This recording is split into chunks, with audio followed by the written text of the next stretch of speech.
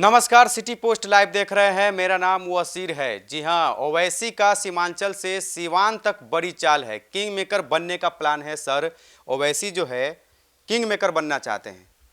King maker बनने की जुगत में तो है। बिहार विधानसभा चुनाव के लिए ओवैसी की पार्टी ने 25 उम्मीदवारों को सूची जारी कर दी है।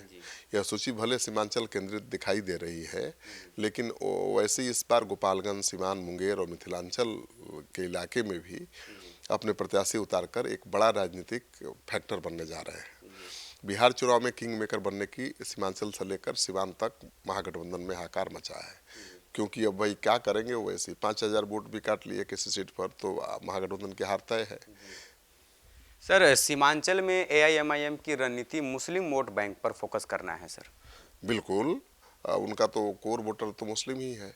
2015 के बिहार विधानसभा चुनाव में एएमआईएम ने सीमांचल में पहली बार राजनीति में प्रवेश किया और 2020 में अमौर से अख्तरुल ईमान की जीत के साथ कुल 5 सीटों पर पार्टी ने विजय हासिल की और इस क्षेत्र में पार्टी की पकड़ मजबूत हुई। अब 2025 में ओवैसी ने अपने पुराने चेहरों जैसे अख्तरुल ईमान, मुर्शिद आलम, तौसीफ आलम के साथ नए प्रत्याशी उतारकर साफ संकेत दिया है कि वह सीमांचल में खुद को सिर्फ विकल्प नहीं बल्कि विकल्प का नेतृत्व करने वाला चेहरा बनाना चाहती है। और देखिए, पहले और आज में अंतर है। अब मुसलमान भी समझ गए हैं कि उनका इस्तेमाल आरजेडी करता है, कांग्रेस पार्टी करती है, मतलब यूज एंड थ्रो। मुसलमानों की आबादी 18% है, यादवों की आबादी 14% है, लेकिन टिकट बंटवारा देख लीजिए, मुसलमानों को मुश्किल से 1 दर्जन भी सीटें नहीं मिलती। 8 सीट दी है सर। 8 सीट मिला है ना, और यादव जोड़ लीजिएगा 60-65 से ज़्यादा होंगे। तो और मुसलमान सवाल करने लगे हैं कि हमारी आबादी 18% तो 8 और आपकी 14% तो आप 60, ये नहीं चलेगा। और वो अपने नेता खोजने लगे हैं और बिहार में कोई मुस्लिम का नेता है नहीं, ना आरजेडी में ना कांग्रेस में बड़ा है भी तो उसको दबा कर रख दिया गया है। ऐसे में एमआईएम के चीफ जो हैं ओवैसी, उनको बड़ी उम्मीद से मुसलमान देख रहे हैं और इस बार हर सीट पर जहां भी वो उम्मीदवार देंगे उनको वोट मिलेगा और ये चुनौती बढ़ाएगा महागठबंधन की। एक सवाल है सर, सीमांचल की 10 सीट से ज़्यादा जो है उस पर एमआईएम ने उम्मीदवार उतार दिया है सर। ये 10 सीट काफ़ी महत्वपूर्ण है। बिल्कुल, एमआईएम ने अमौर, बहादुरगंज, जोकीहाट, ठाकुरगंज, किशनगंज जैसे सीमांचल के 10 से अधिक क्षेत्रों में अपना उम्मीदवार उतार दिया है और इन सीटों पर मुस्लिम मतदाताओं की हिस्सेदारी 55 से 70% तक है और यही ओवैसी की सबसे बड़ी ताकत रही है। ओवैसी को यह कदम न सिर्फ महागठबंधन के मुस्लिम यादव समीकरण को चुनौती देता हुआ दिखाई दे रहा है, बल्कि एनडीए की सामाजिक संतुलन रणनीति को भी प्रभावित कर सकता है। अगर ये मुसलमान वाकई गोलबंद हो गए, वाकई समझ गए हैं कि भाई अब अपना नेता चाहिए, हाँ, अब लालू जी की बीजेपी के डर से लालू जी को नहीं देना है, कांग्रेस को नहीं देना है, तो वैसे तो बड़ा फैक्टर बन जाएंगे भाई, इन सभी सीटों पर जीत जाएंगे। तब तो किंग मेकर हो ही जाएंगे ना, 10 से ज़्यादा सीट जीते किंग मेकर बने। सर, गोपालगंज सिवान पर ओवैसी की क्यों नज़र है सर?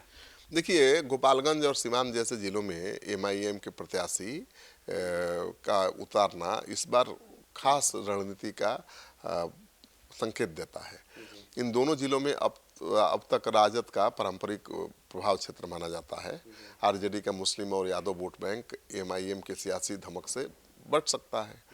पिछले चुनाव में इन क्षेत्रों में औसतन 35% से अधिक मुस्लिम मतदाता रहे और इनमें से एमआईएम के प्रचार से लगभग 3 से 5% का झुकाव भी अगर हो जाता है तो महागठबंधन के उम्मीदवारों को नुकसान हो जाएगा।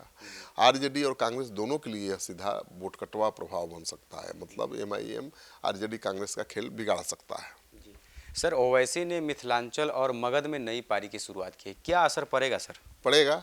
मिथिलांचल के जाले, दरभंगा ग्रामीण, मधुबनी, गौरा बोराम जैसे इलाकों में एमआईएम ने पहली बार अपने प्रत्याशी उतारे हैं। इन सीटों पर पार्टी का संगठन पहले कमजोर था, लेकिन पिछले 3 साल में छात्र विंग और स्थानीय संगठन के माध्यम से एमआईएम ने जो निचले तबके के मुस्लिम हैं, पिछड़े वर्ग के जो लोग हैं, उनके बीच अपनी पकड़ मजबूत बनाई है।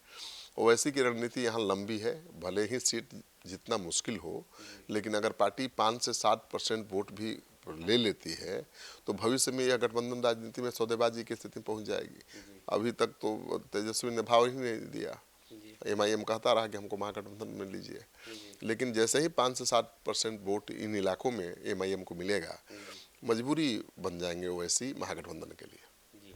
तो चलिए, एआईएमआईएम जो है इस बार किंग मेकर बनने की भूमिका में आ सकती है, क्योंकि ज़्यादातर सीटों पर जो है मुस्लिम मतदाता है, उन सीटों पर जो है ओवैसी ने अपना उम्मीदवार उतारा है। पिछली बार भी 5 सीटें जीत लिए थे और इस बार जो है फिर से तेजस्वी यादव का खेल बिगाड़ सकते हैं असदुद्दीन ओवैसी। फिलहाल इस खबर में इतना ही। बन रहे हमारे साथ, धन्यवाद।